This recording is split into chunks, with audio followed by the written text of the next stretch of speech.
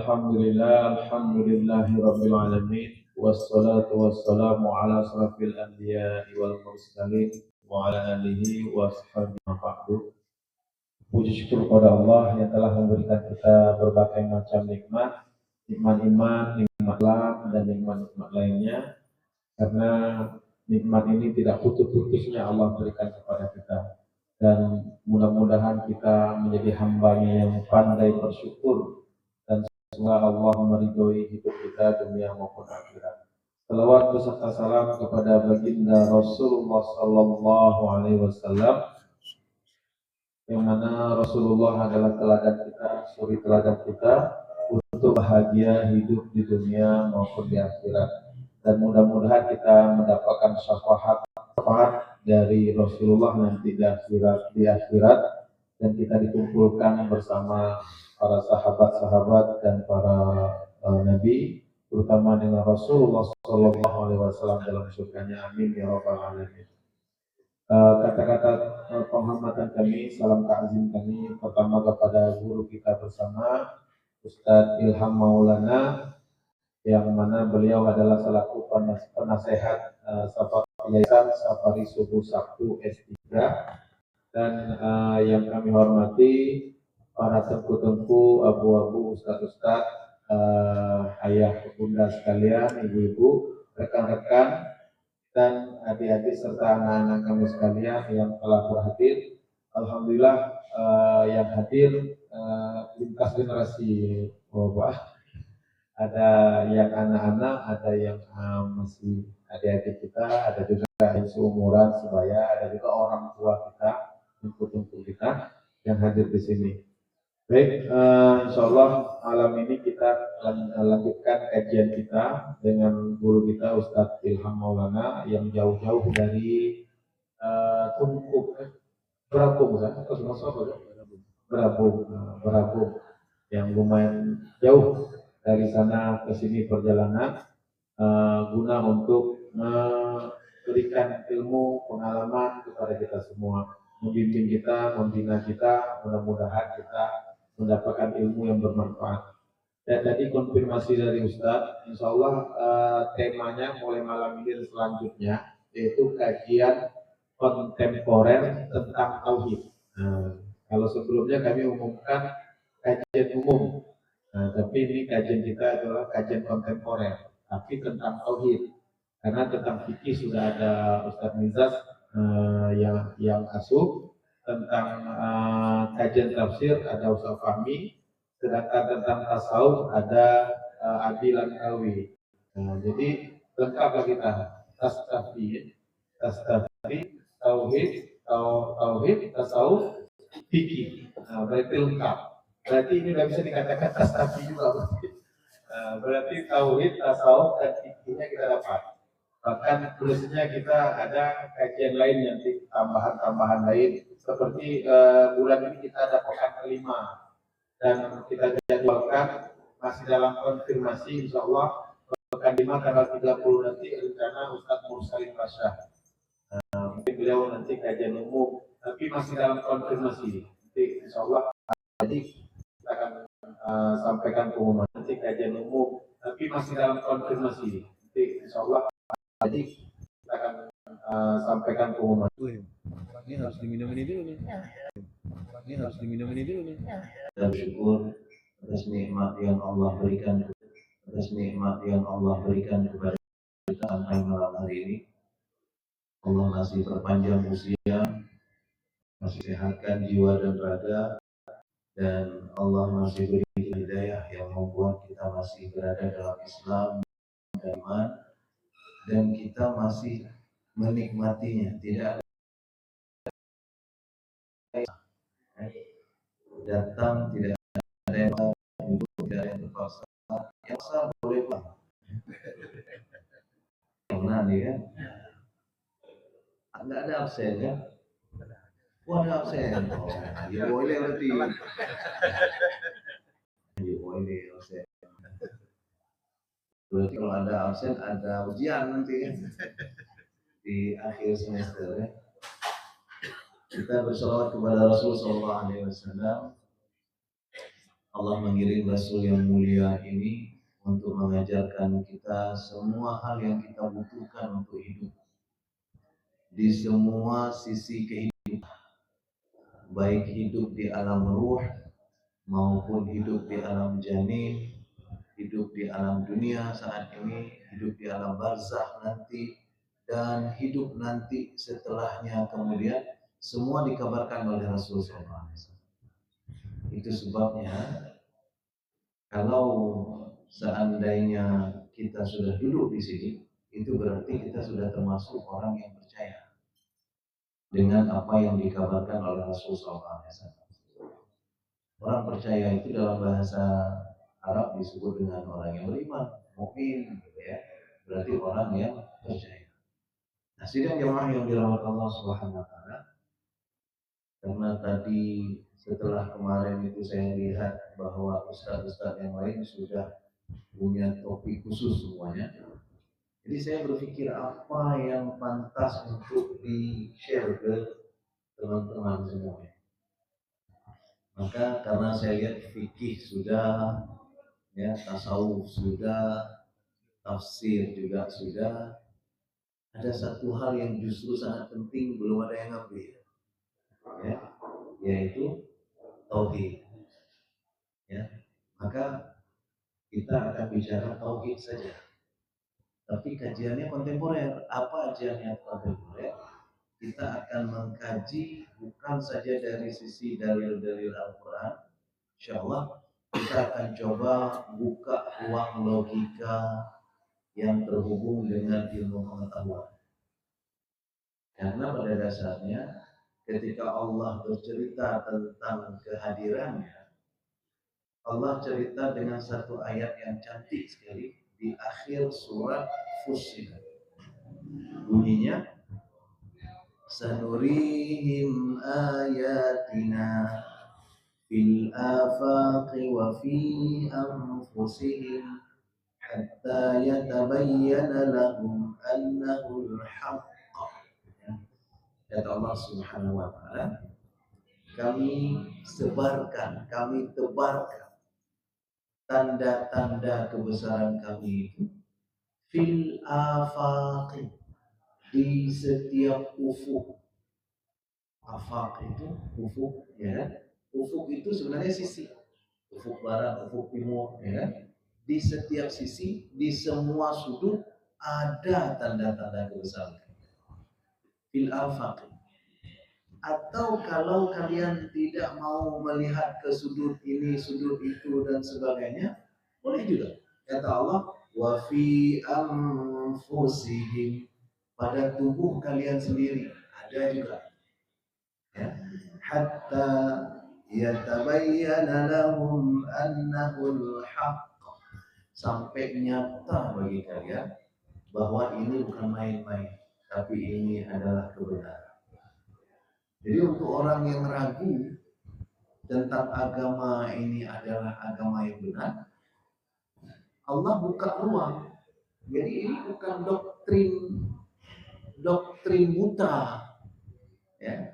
Bukan doktrin buta ketika kemudian ditanya kita nggak bisa jawab, cuma kita bilang pokoknya percaya saja, ya. Pokoknya sami'na wa ta'na. Kan pernah kita dengar tuh sami'na wa ta'na, ya. Ada di surat Al-Baqarah, ya. Sami'na wa ata'na, ya. Sami'na wa ata'na-nya dalam Islam itu enggak saja ayat itu yang harus kita baca. Jadi ada ayat-ayat yang lain yang di dalam Al-Quran Allah suruh kita membuka ruang pikir selebar-lebarnya. Kalau kalian jujur, kalau kalian jujur dengan ruang pikir kalian, kalian kemanapun kalian pergi, kalian akan ketemu dengan Allah. Kenapa? Karena tadi kata Allah, sanurihim ayatina fil afaq, di mana-mana ada Allah tebarkan. Itu sebabnya sidang jemaah dirahmati Allah Subhanahu wa taala. Orang yang hari ini tidak beragama, wabil khusus orang hari ini yang tidak masuk login dia ke Islam, itu cuma ada satu persoalan. pikirannya hanya jalan. Pikiran nggak jalan. Kalau pikiran nggak jalan, nggak masuk dia ke Islam. Jadi cuma perlu pemantik sebenarnya, pemantik untuk membuat pikiran orang jalan. Ada beberapa kali sudah terjadi pemantik untuk membuat pikiran orang jalan sehingga orang masuk ke dalam Islam, mengakui tauhidnya Allah Subhanahu wa taala sebagai satu-satunya Tuhan yang pantas disembah. Kapan itu? Yang pertama dulu, tapi ini yang saya ingat saja, mungkin sebelumnya ada juga. Karena Allah berkali-kali di dalam Al-Quran menyebutkan bahwa orang akan berbondong-bondong masuk. Termasuk salah satunya terjadi pada saat Fathul Makkah. Kata Allah, "Idza jaa nasrullahi wal fath." Kalau datang pertolongan Allah, maka menanglah. Wa ra'aitan nasa yadkhuluna fi dinillahi afwaja. Maka kalian akan melihat orang berbondong-bondong masuk Islam. Itu sebabnya tahun ke-8 Hijriah Rasul berhasil merebut Mekah. Tahun 9 dan 10 Hijriah itu berbondong-bondong orang masuk Islam, ngantri orang bersyahadat, berbondong-bondong orang masuk Islam. Nah, itu sebelum kita lahir. Waktu setelah kita lahir, Bapak Ibu yang dirahmati Allah dan Ibu, Bapak Ibu yang dirahmati Allah Subhanahu wa taala, salah satu yang sempat terjadi adalah tahun 2001. Ada yang ingat 2001 tragedi apa? WTC 9/11 World Trade Center, kan? Kan udah nampak kontemporer kan? Oh, ya. World Trade Center itu di New York. Ada 2 gedung kembar yang pada saat itu termasuk di antara gedung tertinggi di dunia. Ya. Gedung di New York, World Trade Center itu ditabrak oleh pesawat. Ditabrak oleh pesawat, tapi sepertinya kayak ada bom juga di bawah. Karena ditabrak di atas, tapi hancurnya dari bawah. Ya kan? Videonya sampai sekarang masih tersedia itu kalau kita mau download. Jadi ditabrak dari atas, tapi tiba-tiba kayak runtuh ke bawah, kan aneh. Ya, aneh sekali sebenarnya. Tapi biarkanlah aneh-aneh. Yang jelas peristiwa itu kejadian. Pada saat peristiwa itu kejadian, Bapak Ibu yang dirahmati Allah, saya di Jerman. Saya waktu itu di kota Bremen di Jerman. Ya. Dan waktu itu saya lagi duduk dengan seorang wartawan senior, orang Jerman, wartawan Wester Bremen. Wartawan kalau di sini Serambi lah, ya, Serambi Indonesia, salah satu koran terbesar di sana. Lagi duduk sama dia, tiba-tiba dia ditelepon oleh bosnya. Waktu itu kan belum ada internet yang seperti sekarang. Internetnya sudah ada, tapi nggak seheboh sekarang. Ya, ditelepon sama bosnya, kemudian bosnya bilang, Vincent auf, ya, buka TV. Dibuka TV, begitu di TV dibuka, waktu itu memang diulang-ulang itu peristiwa tabrak, diulang-ulang. Kawan saya yang tadi wartawan namanya Kai Stecker, orang Jerman, ya. Mbak Nan udah nggak juga. Jadi si Kai Stecker ini kemudian langsung ngomong setelah melihat itu tabrakan terjadi. Dia langsung dia ngomongnya begini, ini karena Bapak Ibu nggak mengerti bahasa Jerman, berani saya ngomong. Istilahnya lagi ada cuma dulu bawa Jawa ini kan, masalah kan? Nah, kudu kerangkung dia hana soal pergi kan. Jadi apa kata dia waktu itu? Kata dia waktu itu langsung Scheiße Araba, ya. Kata dia Scheiße Araba. Apa itu artinya? Kalau bahasa kita berarti PAPMA.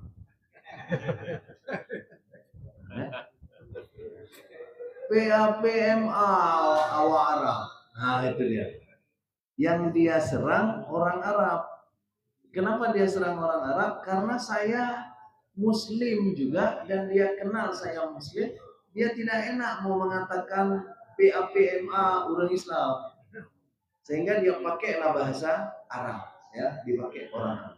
Padahal waktu itu penelitian belum dibuat, belum lagi diteliti siapa yang lakukan, pokoknya sudah dianggap itu yang lakukan orang Arab atau lebih lagi orang Islam. Apa yang terjadi setelah itu? Setelah itu maka orang-orang di Amerika dan Eropa benci sekali kepada orang Islam. Di mana-mana orang Islam waktu itu dipandang sebelah mata. Kami yang diketahui beragama Islam banyak didiskriminasikan waktu itu. Saya waktu di Jerman berulang-ulang ditangkap polisi. Padahal nggak ada razia. Tangkap juga saya. Jadi lagi beli tiket ke Borgol. Ya. Di Borgol dibawa ke satu tempat diintegrasi lama, nanti setelah saya tunjukkan paspor macam-macam, ditelepon sana sini dilepas. Nanti beberapa saat lagi sudah kena lagi saya. Pokoknya berkali-kali saya kena. Nggak sanggup hitung saya berapa kali di borgol oleh polisi waktu di Jerman. Untung bukan sekarang. Kalau sekarang sudah kita viralkan. Kalau dulu kan belum ada gitu-gitu. Waktu itu media sosialnya masih Friendster. Siapa yang ada main Friendster sini?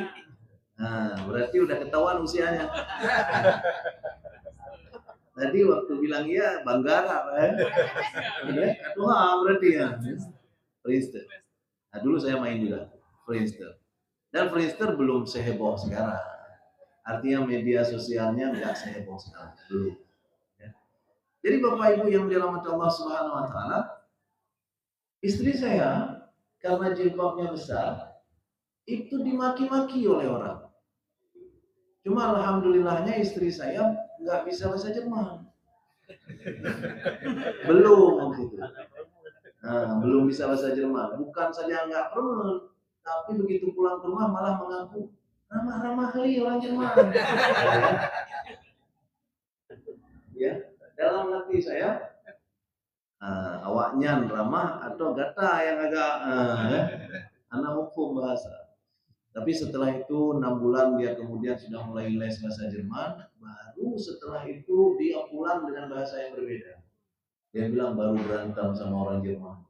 Kok bisa? Dia bilang aku teroris. Sudah ngerti, karena sudah ngerti sudah mulai dia jawab. Ya. Bahkan istri saya pernah disiram pakai air. Jalan di trotoar, di sini trotoar, di sini ada gedung tinggi. Dari gedung tinggi itu disiram air ke istri saya, basah istri saya. Karena apa? Karena berjilbab. Ya. Intinya waktu itu orang Islam itu tidak welcome di mana-mana. Ya, tidak disenangi. Kenapa? Karena dianggap membuat masalah, teroris dan sebagainya. Tapi apa yang menarik? Orang-orang di Eropa, orang-orang di Amerika, orang-orang yang di negara-negara maju itu bukan kayak kita. Nah, kita kadang-kadang apapun yang dibilang oleh orang yang kita sudah anggap benar, kita langsung terima, kita nggak cek lagi, kita nggak baca, kita nggak cari second opinion, kita tidak buka pikiran untuk melogikakan segalanya. Ya ada. Kita terima saja.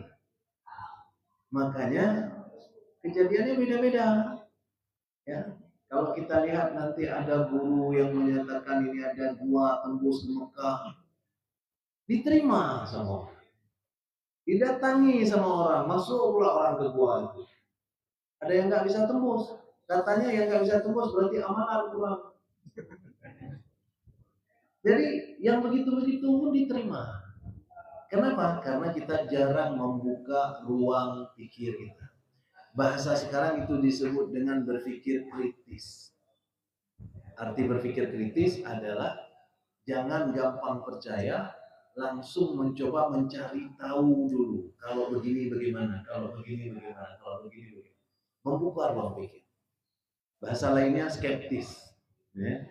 Skeptis itu berhati-hati dengan sebuah fakta kebenaran. Bahasa Islamnya, apa bahasa Islamnya? Tabayun. Bahasa Islamnya apa? Gendong. Bahasa Islamnya tabayun. Ya, ayatnya jelas sekali itu ayat.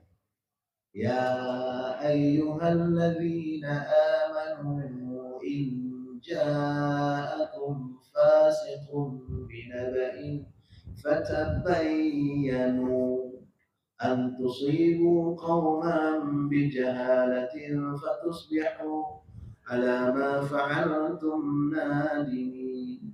Surah apa, Pak? Surah beliau nggak lagi jawab. Betul saya.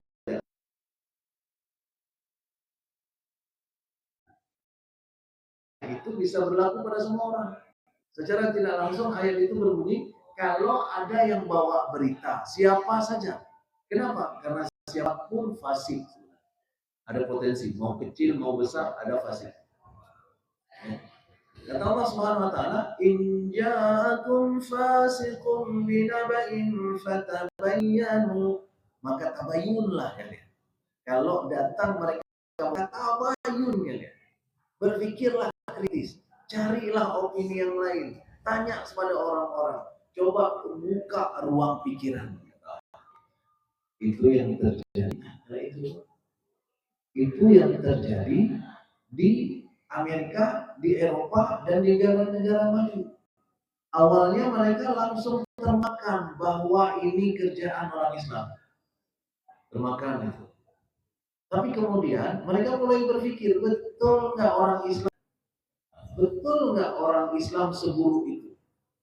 Maka mereka mulai datang ke toko buku untuk mencari buku tentang Islam. Jadi ditanyalah, aku mau beli buku tentang Islam, mau baca Islam itu apa sebenarnya? Oleh orang toko buku yang dikasih adalah Al-Quran. Maka Al-Quran waktu itu banyak sekali terjual. Di Eropa, di Amerika, di negara-negara yang maju, itu banyak sekali terjual Al-Quran. Apa yang terjadi? Sebelum mereka buka Al-Quran, mereka punya prejudice istilahnya. Apa prejudice? Prejudice itu prasangka, tapi cenderung negatif. Ya, prasangka buruk. Ya, ada prasangka buruk, artinya apa? Ini mau kubaca buku ini, pasti di dalamnya ada cara menghancurkan orang, ada cara membunuh orang, ada cara menyakiti orang. Karena apa? Karena buruk sekali orang Islam. Ya kan? Bukalah. Begitu buka, mereka terkejut-kejut karena ternyata di dalamnya isi Al-Quran itu kasih sayang.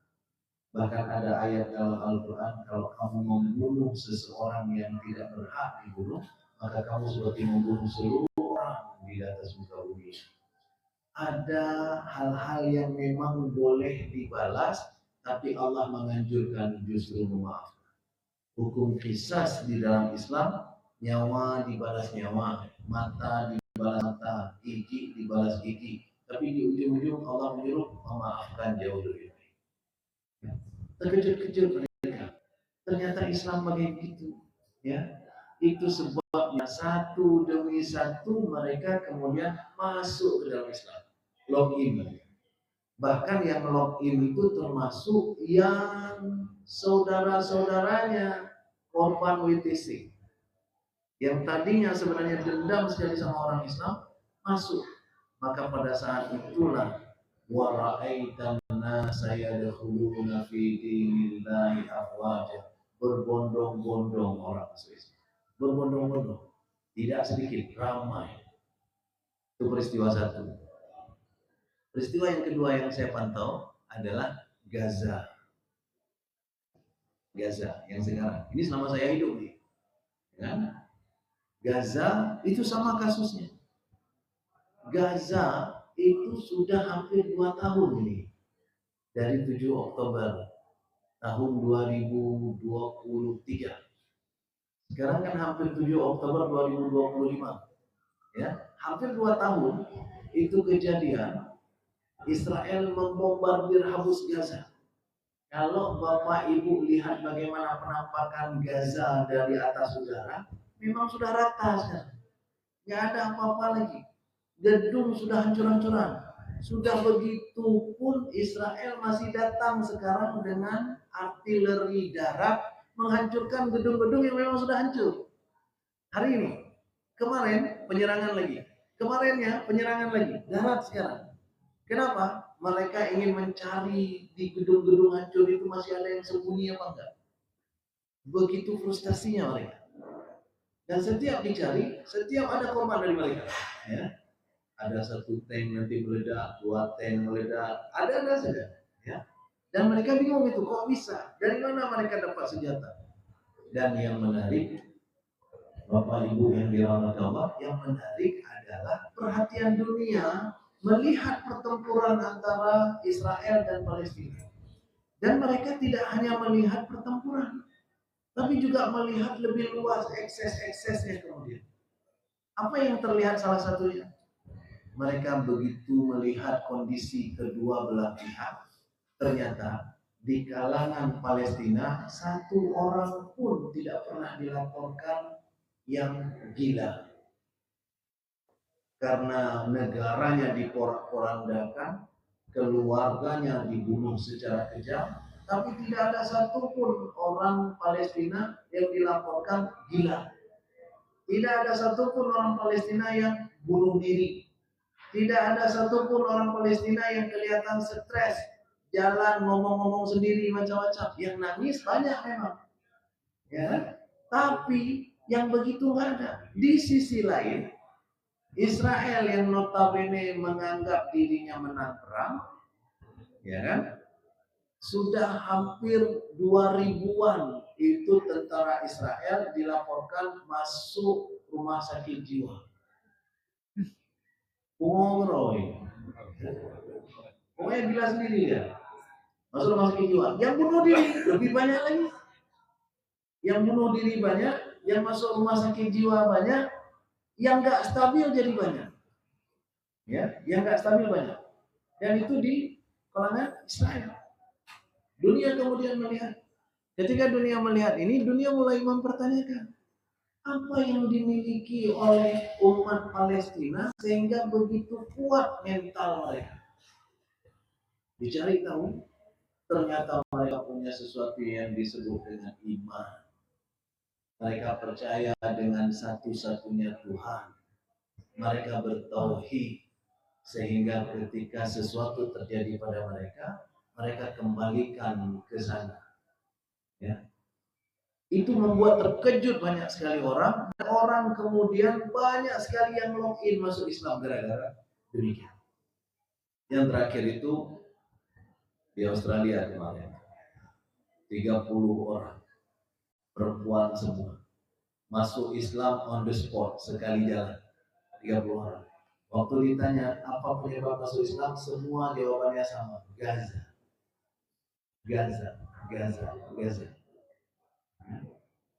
Untung dia nggak lihat Aceh. Kalau Aceh sempat diserang kita oleh Israel misalnya, dilihat kita oleh dunia. Mungkin yang mau masuk Islam keluar.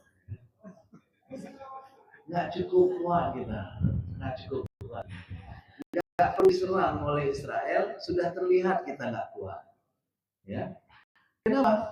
Karena tauhid kita goyah. Ya, tauhid kita goyah. Menyoba bahasa Aceh, nah istilah haine kamu tungkat ba Allah. Kamu tungkat ba Allah. Apa arti kamu tungkat ba Allah? Bersandar kamu sama Allah. Jangan pergi sendirian. Jangan menganggap kamu bisa. Jangan merasa kuat. Jangan merasa mampu. Bersandarlah sama Allah. Bersandar sama Allah. Untuk hal-hal yang bahkan sangat sederhana, bersandarlah pada Allah. Itu orang-orang kampung dulu itu ngomong yang demikian. Ya. Maka sidang jemaah yang dirahmati Allah Subhanahu wa taala, itu sebabnya kita coba untuk mencari dan mendapatkan rasa itu. Kemarin kebetulan sekali yang pertama saya ngisi di sini, isinya juga arah ke situ kan, kirinya juga ke arah Islam. Nah, waktu itu ada yang masih ingat nggak? Ayo, ada yang masih ingat nggak waktu itu saya bilang begini? Saya juga sebenarnya nggak ingat, tapi tadi sebelum kesini di dalam mobil saya putar rekaman minggu lalu. Jadinya saya ingat. Ada nggak yang ingat minggu lalu itu kita sebut begini? Untuk membandingkan antara agama satu dengan agama yang lain, untuk membuat kita yakin bahwa agama kita ini benar, kan harus ada buktinya. Harus ada sesuatu yang membuat kita yakin kemudian. Apa waktu itu minggu lalu yang kita sebut sebagai pembuktian? Faktor apa yang bisa kita jadikan pegangan? Ada yang masih ingat? Ada yang masih ingat? Masalahnya adalah Allah tidak terlihat. Ya kan? Nabi Muhammad sudah tidak ada. Kalau Muhammad SAW ada, itu gampang untuk kita membuktikan. Kita bersama Muhammad 2 hari saja sudah cukup. Adi bin Hatim hanya sampai ke Madinah melihat Muhammad langsung terbersit, aku mau masuk Islam. Adi bin Hatim adalah salah seorang perawi hadis yang sampai hari ini termaktub namanya dalam banyak hadis. Adi bin Hatim itu sebenarnya cerita utamanya saudara perempuannya ditawan oleh Rasulullah. Saudara perempuannya ditawan oleh Rasul. Kemudian saudara perempuannya ini minta pulang ketika nanti Hatim, ayah mereka, wafat. Jadi saudara perempuan si Adi bin Hatim ini minta pulang. Dia bilang kepada Rasulullah, Rasul menawannya sebagai tawanan perang. Saya lupa perang apa yang membuat adiknya Adi bin Hatim ditawan. Dia minta pulang. Dia bilang kepada Rasulullah, wahai Muhammad, bolehkah aku pulang? Ayahku meninggal. Nabi kemudian mengatakan, tunggu sampai besok. Karena aku harus mencari seseorang yang kupercaya untuk mengantarmu pulang sampai ke desamu. Bukan sekedar dikasih pulang, tapi dikasih gojek. Ya? Diantar sampai ke sana dan gojeknya terpercaya. Diambil seseorang oleh Rasulullah untuk yang dipercaya untuk mengantarkannya pulang ke sana. Sampai ke sana baru dilepas, baru kemudian utusan ini balik pulang. Nah, waktu itu saudaranya Adi bin Hatim itu cerita sama Adi bin Hatim, kamu harus ketemu dengan sosok Muhammad. Dia itu beda.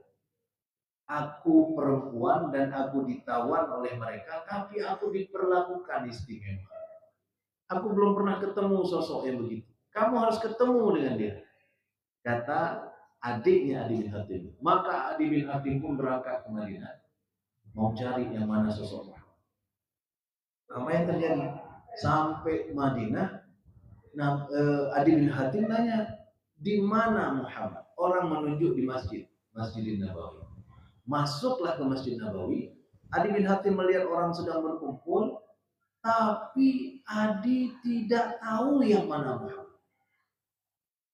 Tidak jelas di situ siapa yang ceramah. Ini jelas kan? Airnya pun beda. Jadi yang beda, tempat duduk beda. Ada pegang mic lagi kan? Waktu itu nggak ada Muhammad, nggak ada kopi dingin, nggak ada mic, ya kan? Nggak ada tisu di depan, nggak ada. Sama duduknya sama. Sehingga Adi bin Hatim nggak tahu yang mana yang disebut Muhammad ini. Padahal Adi bin Hatim sudah pernah ketemu Raja Romawi, sudah pernah ketemu Raja Persia. Dan yang namanya raja selalu kelihatan beda. Pakaiannya beda, singgasananya beda. Walaupun duduk sama-sama, tetap yang raja punya ada permadaninya. Walaupun duduknya sama nih. Ya kan? Itu yang umum. Tapi di dalam Masjid Nabawi enggak begitu. Muhammad yang mana ini? Sama semua. Duduk di pasir semua. Maka terpaksalah Adi bin Hatim bertanya, aku mencari Muhammad, yang mana orang? baru kemudian Muhammad bangun. Ya. Dan karena Adi bin Hatim ingin bertamu, maka dipegang tangannya oleh Muhammad SAW, dibawa pulang ke rumahnya. Kita tahu rumah Muhammad dengan Masjid Nabawi tidak jauh, cuma dari sini ke gedung itu, ya kan?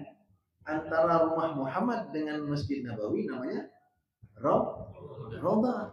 Cuma segitu saja batasnya, Raudhah itu. Nah, kan nampak raja. Beda, ya? Beda. Kalau Adi bin Hatim datang sini langsung tahu dia. Jadi cuma segitu jaraknya dari Masjid Nabawi ke rumah, tiba-tiba datang nenek-nenek. Nenek-nenek datang kemudian menceritakan kisahnya, keluh kesahnya kepada Muhammad. Adi bin Hatim berdiri karena tadinya mau perjalanan balik ke rumah Muhammad. Adi bin Hatim berdiri di situ. Nenek-nenek ini bercerita, Muhammad mendengar. Kemudian nenek-nenek ini namanya juga nenek-nenek. Sudah diceritakan sekali, dia lupa udah cerita, dia ceritakan lagi.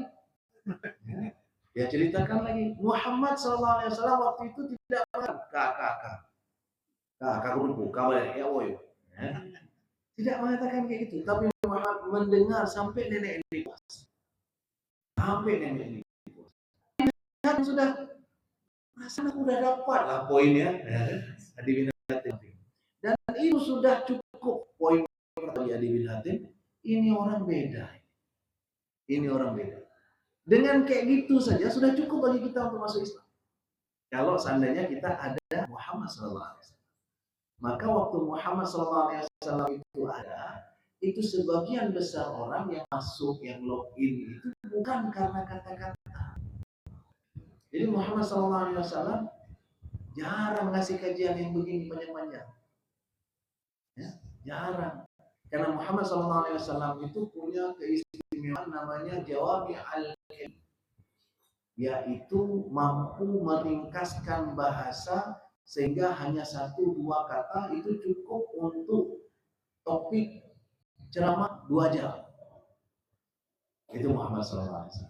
Itu sebabnya hadis-hadisnya pendek-pendek. Innama bu'istu liutammima makarimal akhlaq. Kan pendek. Ya kan?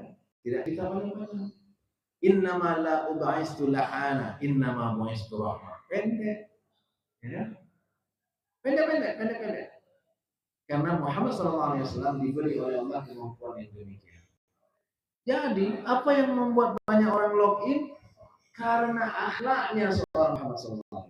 Tapi hari ini, kita kan nggak ada Muhammad, Allah nggak terlihat. Jadi apa yang kita bisa pegang?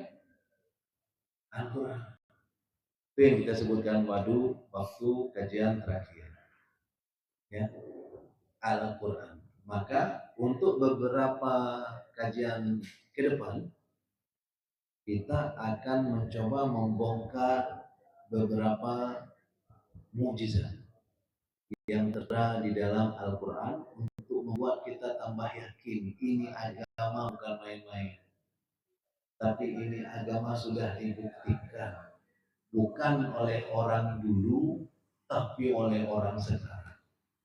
Dan itulah yang membuat Al-Quran dianggap sebagai mukjizat terbesar. Kenapa? Karena mukjizat-mukjizat yang lain oleh nabi-nabi yang lain hilang seiring dengan hilangnya sang nabi. Nabi Musa hilang tongkat, atau minimal tongkatnya ada, fungsinya enggak lagi. Ya kan? Nabi Isa hilang mukjizat. Nabi Daud hilang mukjizat. Nabi Ibrahim hilang mukjizat. Semua nabi hanya memiliki mukjizat selama mereka ada. Khusus Muhammad SAW dikasih oleh Allah mukjizat yang bertahan meskipun Muhammad sudah lama pulang. 1400-an tahun yang lalu Muhammad SAW sudah tiada. Mukjizatnya belum selesai lagi hari ini. Masih banyak sekali ada di dalam. Ya, mukjizat yang tertera di dalam Al-Quran. Malam ini kita bongkar satu saja. Sesuatu yang barangkali Bapak Ibu sudah pernah dengar, tapi kita gali lebih dalam. Apa itu? Tentang embrio. Tentang embrio, itu sudah disebut oleh Al-Quran 1400 tahun yang lalu. Embrio itu apa? Janin di dalam. Janin di dalam tubuh kita. Dan ini salah satu yang membuktikan tentang ini adalah profesor dari Kanada yang akhirnya masuk Islam. Seperti yang kita bilang tadi, semua orang yang pakai pikiran akan masuk ke dalam Islam. Atau kalau di antara orang kita Islam yang pakai pikiran akan menguat Islam. Demi Allah saya bilang, saya merasa mendapatkan sentuhan Islam itu justru di Jerman. Bukan di sini, justru di Jerman. Ya. Ini jangan bilang-bilang sama orang. Waktu saya S1 di sini malah saya masih ngeband, masih siaran radio, ya kan?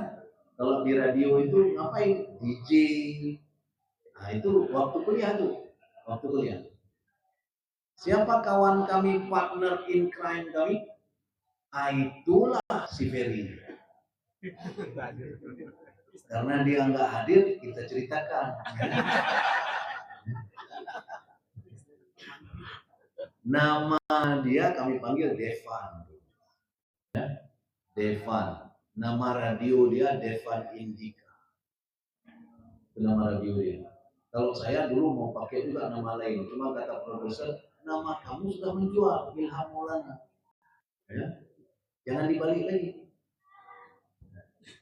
Rencana kemarin waktu jadi dai mau saya balik. Makanya kata orang-orang udah cukup juga ya. Udah. Jadi dai itu penyiar itu juga. Yang ingin saya sampaikan adalah begitu sampai ke Jerman, apa yang terjadi?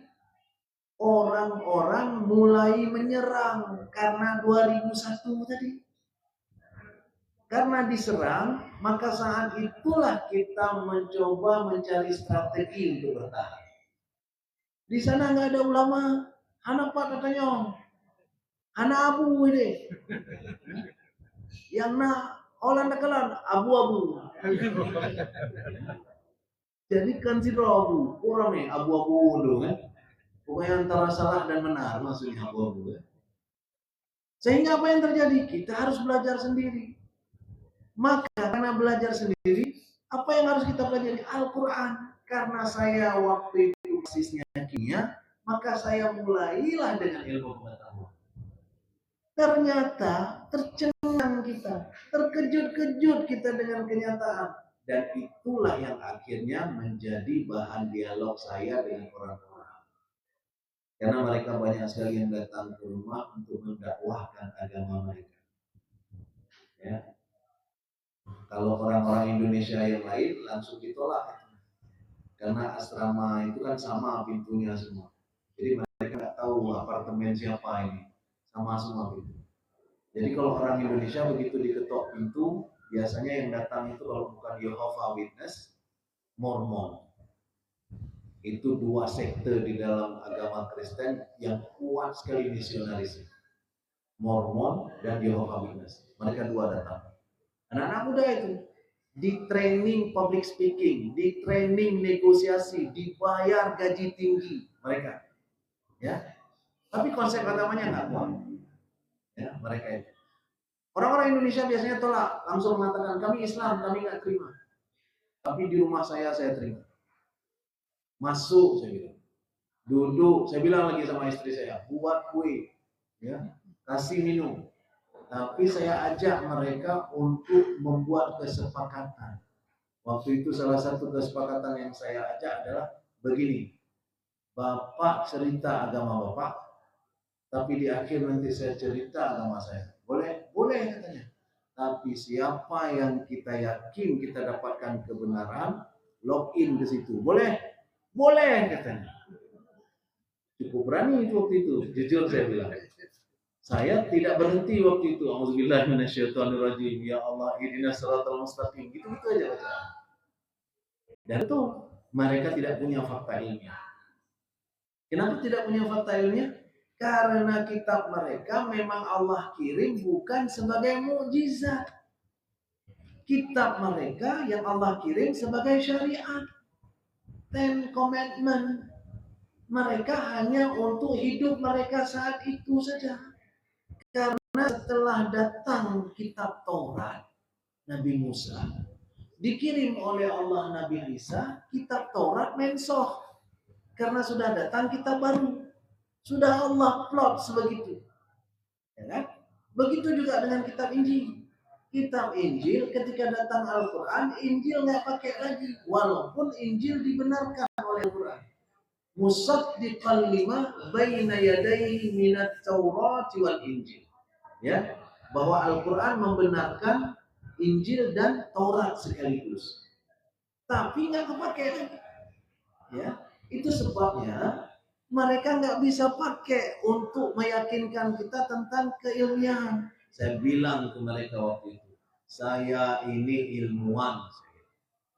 Saya lagi ambil doktor di sini, doktor bidang kimia. Pengalaman saya waktu di Jerman, orang Jerman pun waktu saya bilang kimia takut. Ya, langsung dibilang, wow, ya, kimia soalnya. Belum tahu dia Islam lagi. Islam, kimia, teroris. Kan gitu ya. Kan cocok kan? Cocok. Masuk akal maksudnya. Ikap. Jadi sidang jemaah yang dirahmati Allah, saya bilang ke mereka, saya ini ngambil doktor di sini, saya ilmuwan di sini, sehingga saya baru percaya kalau saya pahami secara ilmiah kalau Anda jelaskan. Silakan jelaskan. Penjelasan mereka nggak jauh-jauh, cuma bahwa Yesus adalah juru selamat. Kita membawa cinta kasih, ya kan? Kasih Tuhan tidak terbatas dan sebagainya. Itu saja diulang-ulang itu saja. Setelah mereka selesai, baik, sekarang saya sampaikan punya saya, boleh? Boleh. Maka saya sampaikan tentang embrio, tentang bulan, tentang angka, tentang semut, tentang ini, tentang itu dan sebagainya. Saya tanya sama dia, benar? Login? Ya. Waktu login baru bingung. Sebentar. Tapi ternyata besok-besok dia nggak balik lagi. Ya, nggak balik lagi. Bahkan ketika diketok, begitu dilihat saya keluar, dia langsung, saya mau ke situ. Maksudnya ke kamar sebelah, karena kan ruangnya sama. Jadi insya Allah sidang jemaah yang dirahmati Allah Subhanahu Wa Taala, agama kita ini memang Allah sisakan untuk manusia akhir zaman. Karena itu mukjizatnya belum habis ini, masih keluar. Ya, ini masih ada waktu nggak? Masih. Aman nggak?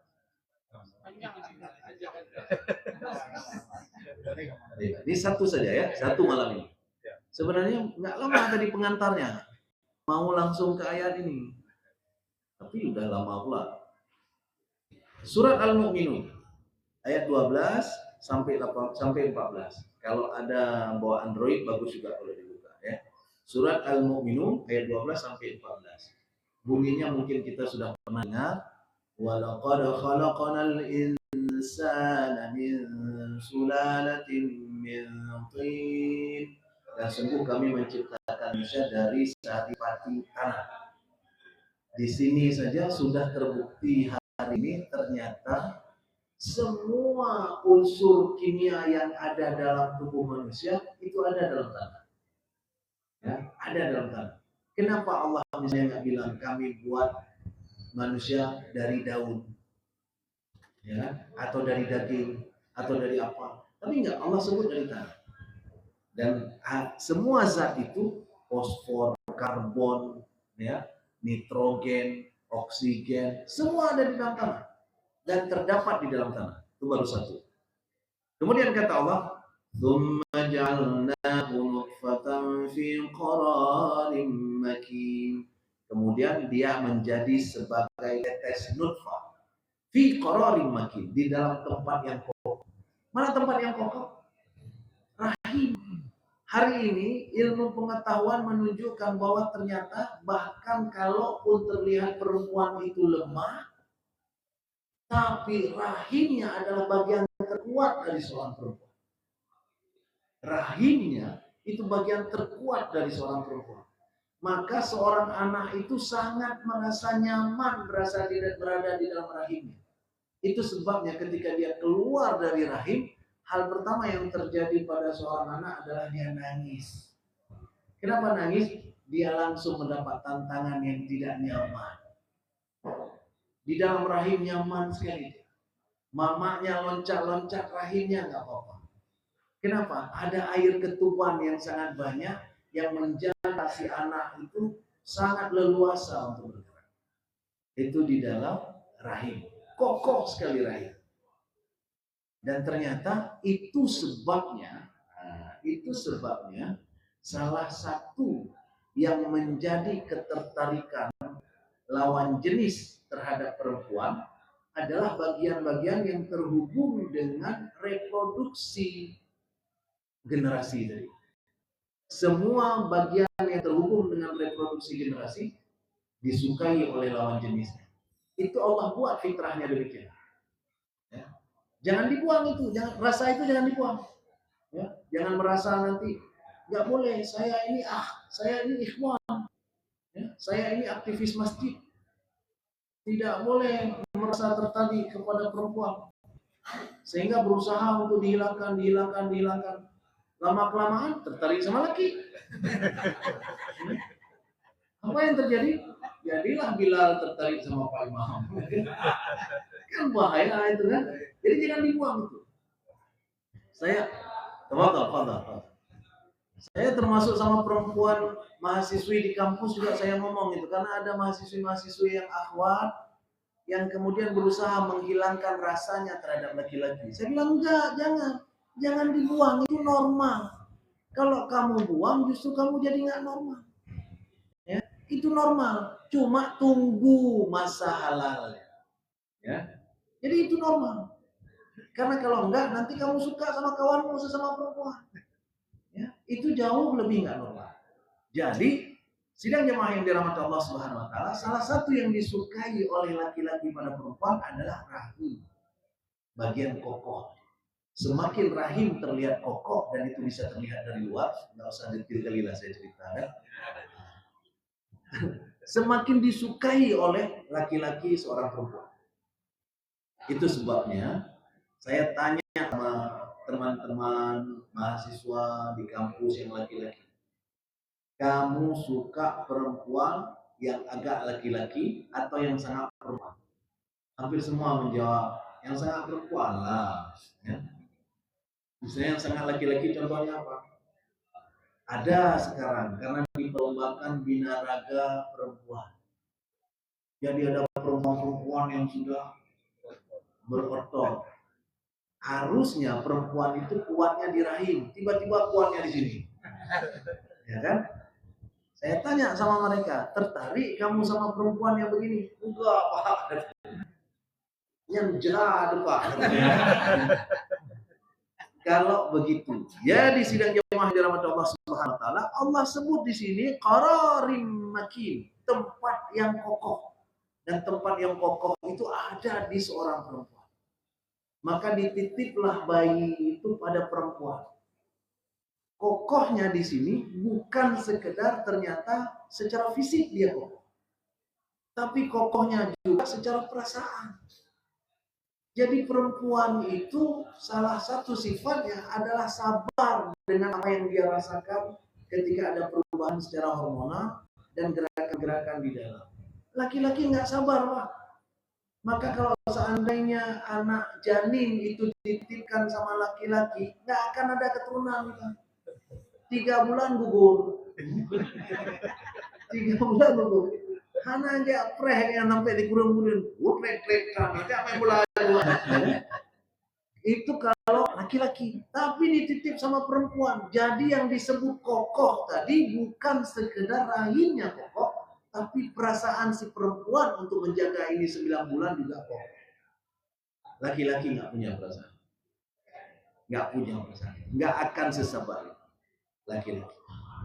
Itu sebabnya di negara-negara maju hari ini mereka kebablasan dengan konsep emansipasi karena perempuan-perempuannya sudah agak kayak laki-laki. Sehingga mereka tidak mau hamil lagi. Kenapa? Pak kepikir si kurang bulan payah jaga. Ya.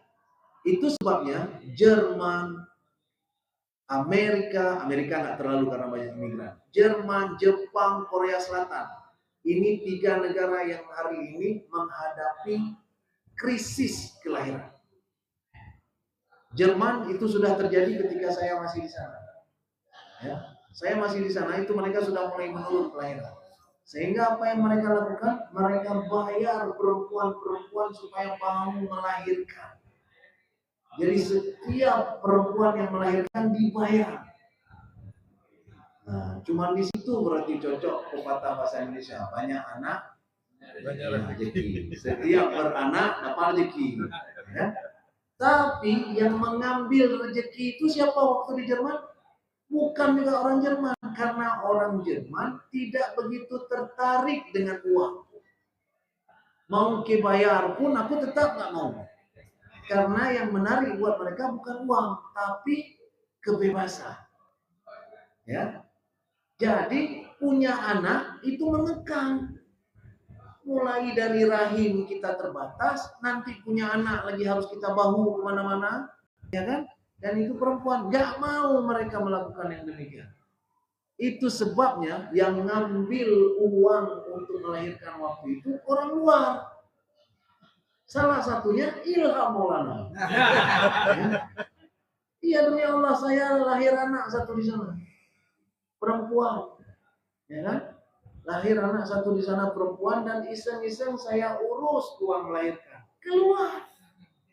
Dapat uang melahirkan, ditawarkan lagi uang pendidikan.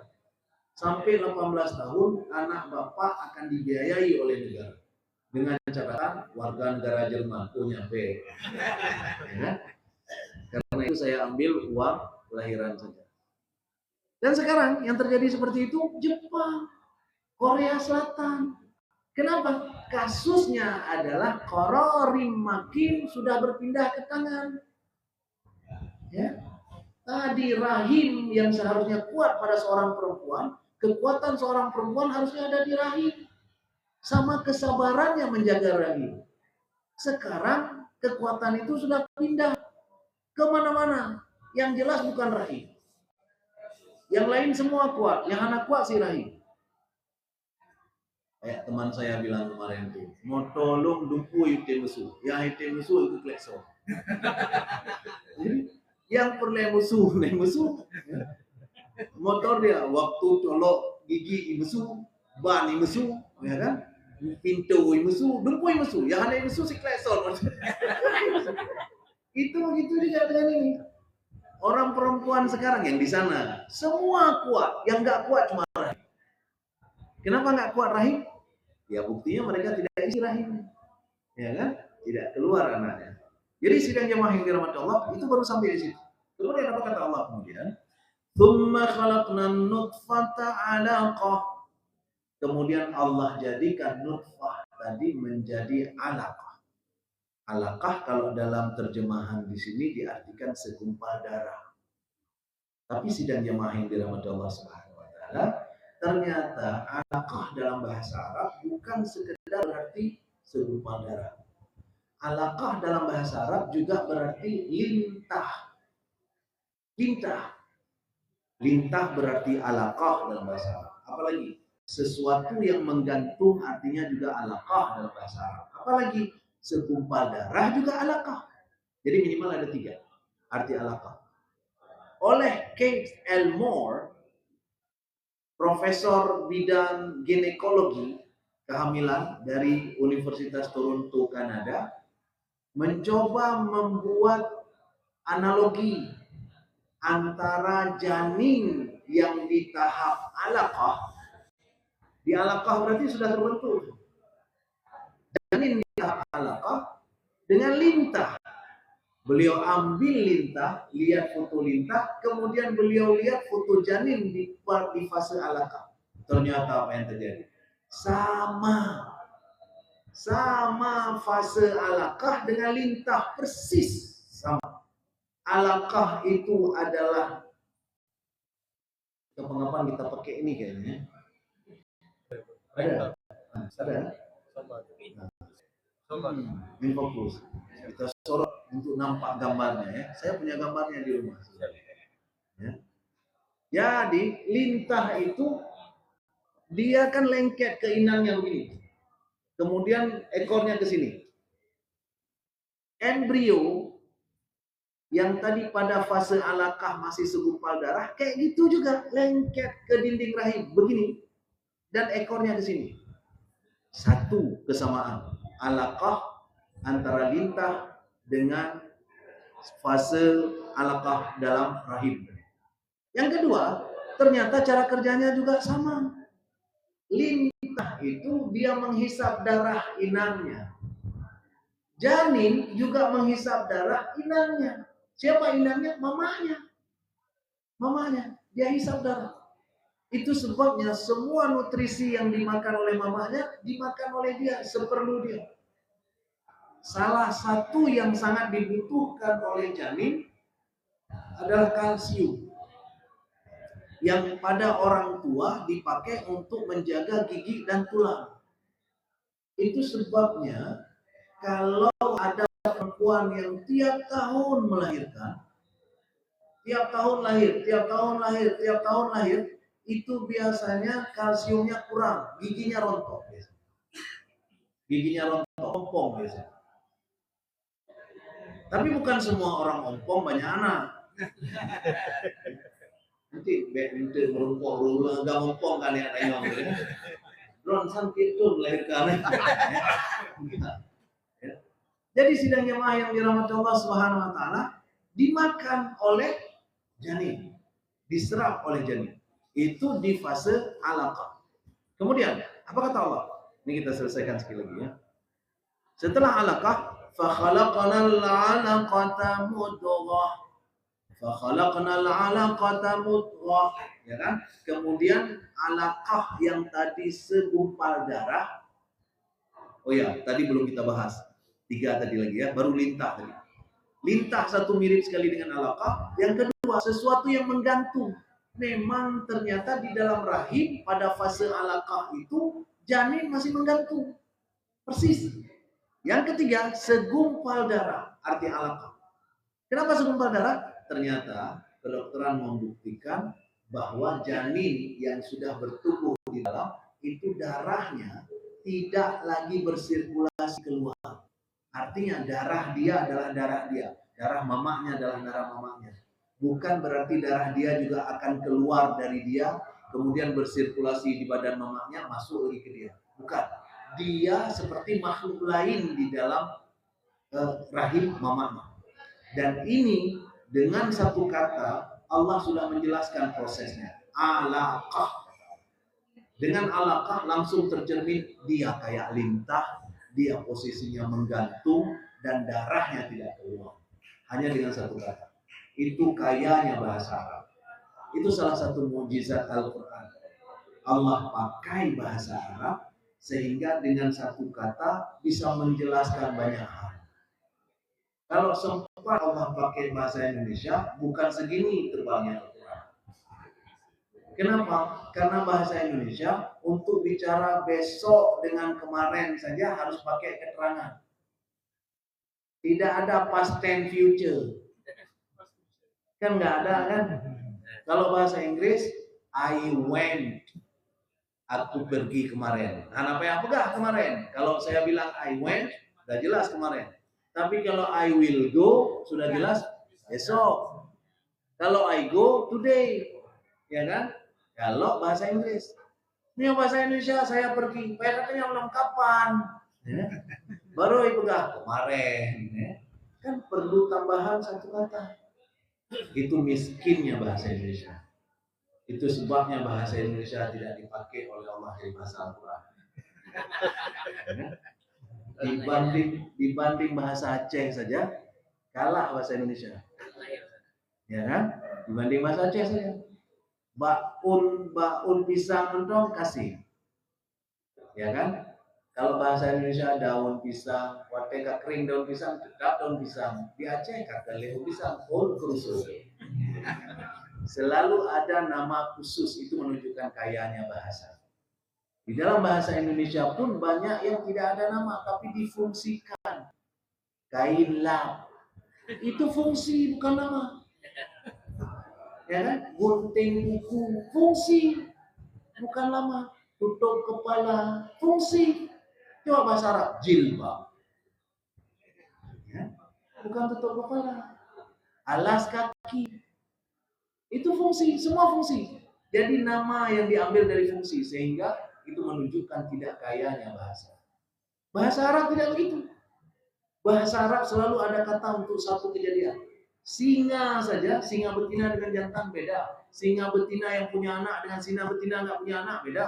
Singa punya anak yang menyerang beda. Singa punya anak yang sakit beda. Sehingga disebut satu kata itu sudah cukup untuk menggambarkan ini maksud.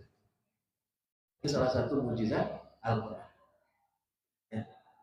Kebayang nggak bahwa rijal misalnya, rijal, ya kan?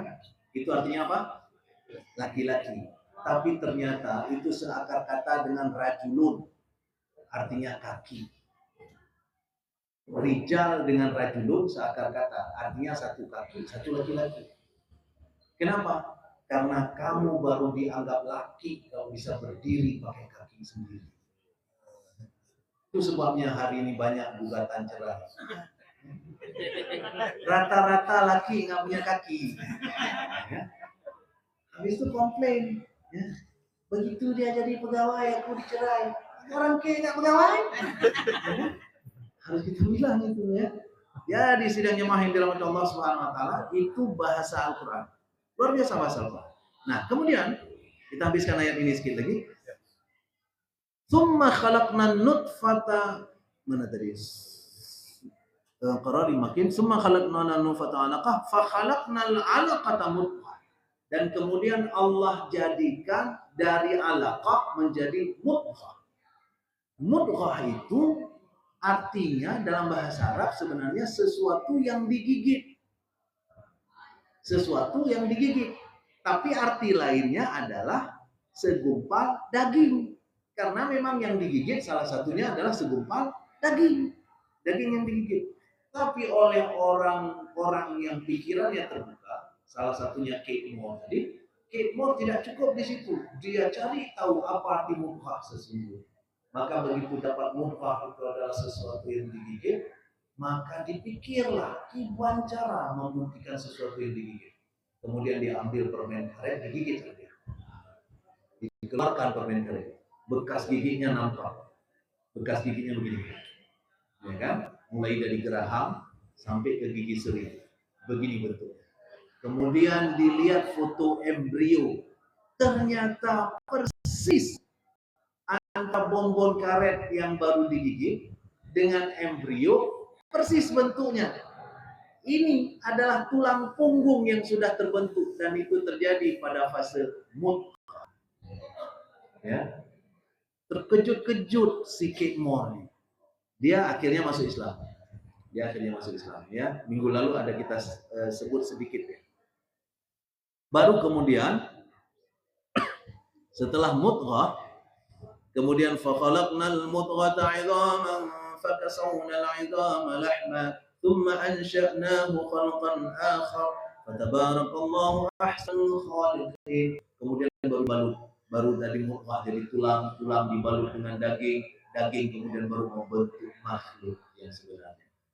Dan kata Allah tutup ayat ini dengan fatabarakallahu ahsanul khaliqin. Maha suci Allah, sebaik-baik pencipta, ya, sebaik-baik pencipta, ahsanul khaliqin. Jadi seperti yang kita bilang, di sini tauhidnya muncul. Jadi apapun yang diceritakan dalam Al-Quran, ujung-ujungnya Allah perkenalkan dirinya siapa. Jadi ketika Allah ceritakan tentang penciptaan manusia tadi, itu bukan mengajari kita tentang penciptaan manusia. Allah mau kasih tahu kita, begini Allah mampu buat manusia, sehingga pada akhirnya dia jadi manusia. Pada akhirnya Allah tetap tutup dengan Maha suci Allah sebaik-baik pencipta. Artinya kalian tak mampu ciptakan yang kayak begini. Tak mampu. Gak usah cerita buat bayi. Hari ini untuk menyembuhkan luka saja sebenarnya orang tak mampu. Saya baru tadi siang ngajar di kampus. Saya tanya sama mahasiswa, kalau kalian terbuka sama mahasiswa, kalau kalian terbuka